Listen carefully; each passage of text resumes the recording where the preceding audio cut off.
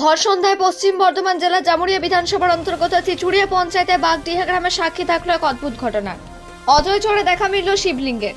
বর্তমানে নদী থেকে সে শিবলিঙ্গ গ্রামে এনে রাখা হয়েছে। সেই দৃশ্য দেখার জন্য বহু মানুষ ভিড় জমিয়েছেন শিবলিঙ্গের কাছে। শরতের আকাশে উৎসবের আবহ, আর কয়েকদিন পরেই দেবী দুর্গার আরাধনায় মগ্ন হবে বঙ্গবাসী।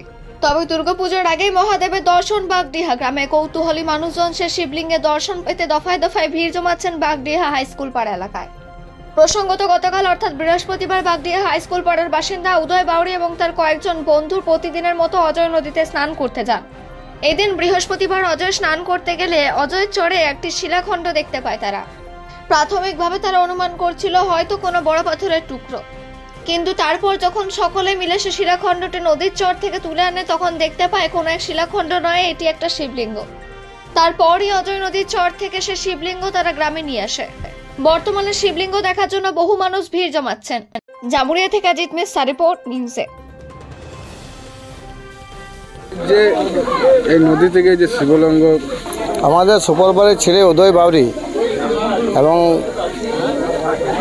ওরা কয়েকজন মিলে গামছা দিয়ে পরে শিবলিঙ্গটাকে উঠোনছে আমাদের নদীর কিনারা থেকে।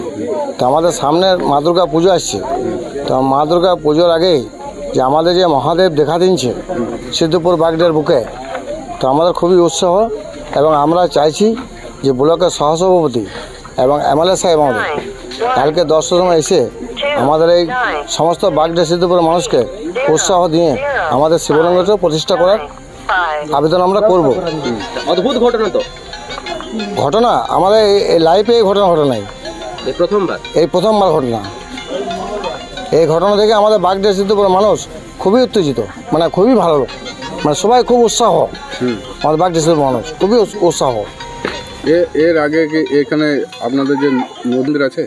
শিব মন্দির আমাদের আছে, কিন্তু আজকে আমাদের নদীর কিনারে আমাদের শিব আছে, কিন্তু আমাদের শিব আবার যে নদীর কিনারা থেকে পাওয়া গেছে বাগডি সিদ্ধপুর থেকে, আমাদের ছেলেরা যে বাগডি সিদ্ধপুর থেকে নিয়ে এসছে বাগডি গ্রামকে, আমাদের গ্রামকে, তো আমরা খুবই মানুষ উত্তেজিত, মানুষ খুবই আনন্দিত। এই যে শিবলিঙ্গ পেয়েছেন, শিবলিঙ্গকে নিয়ে আগামী দিনে কি পরিকল্পনা রয়েছে আপনাদের? আমাদের পরিকল্পনা বলতে আমরা তো সবই গরিব মানুষ, আমাদের তো মজুর পাড়ার মানুষ সব নিয়ে এসছে।